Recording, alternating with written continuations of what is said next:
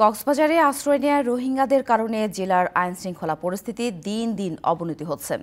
ক্যাম্পগুলোতে বাড়ছে খুন, অপহরণ, ডাকাতি সহ বিভিন্ন অপরাধমূলক ঘটনা। এমন পরিস্থিতিতে রোহিঙ্গাদের মিয়ানমারে ফেরত পাঠানো সহ ৭ দফা দাবিতে আন্দোলনে নেমেছে স্থানীয়রা। দ্রুত দাবি বাস্তবায়ন না করলে কঠোর আন্দোলনের হুঁশিয়ারি তাদের।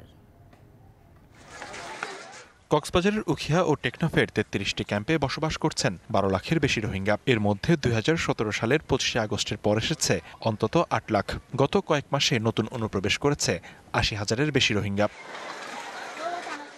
গেল ৭ বছরে একজন রোহিঙ্গাকেও মিয়ানমারে ফেরত পাঠানো সম্ভব হয়নি। রোহিঙ্গারা এখন স্থানীয়দের কাছে বোঝায় পরিণত হয়েছে। আইনশৃঙ্খলা পরিস্থিতির অবনতির পাশাপাশি নানা সংকটে পড়তে হচ্ছে স্থানীয়দের। এবার রোহিঙ্গা প্রত্যাবাসনের দাবিতে আন্দোলনে নেমেছেন স্থানীয়রা। সীমান্তে নিরাপত্তা জোরদার ও অনুপ্রবেশ বন্ধের দাবিও তাদের। ক্যাম্পের ভিতরে ন্যূনতম যারা এখানে চাকরি করে স্থানীয়রা তাদেরকেও হুমকি ধমক দিয়ে রাখে। বাংলাদেশ থেকে ৩০টা ক্যাম্পের মধ্যে যারা এই রোহিঙ্গা আছে তাদেরকে অতি দ্রুত যাতে মিয়ানমারে ফেরত পাঠানো হয়। মজুরি শ্রম বাজারটা নষ্ট করে দিচ্ছে তারা। ডেলি কাজ করে আমাদের থেকে টাকাটাও তারা নিয়ে যাচ্ছে। আমাদের এই যে গ্রামে গঞ্জে শ্রমিকরা ছিল তারাও তাদের জন্য কাজ পাচ্ছে না।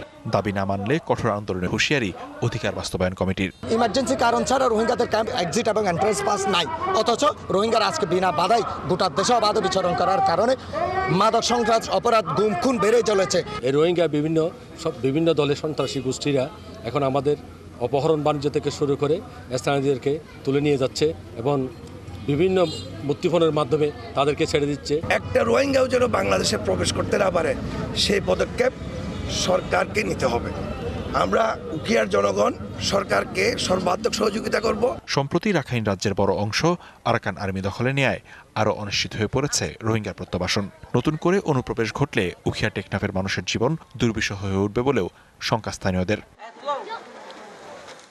DBC news desk.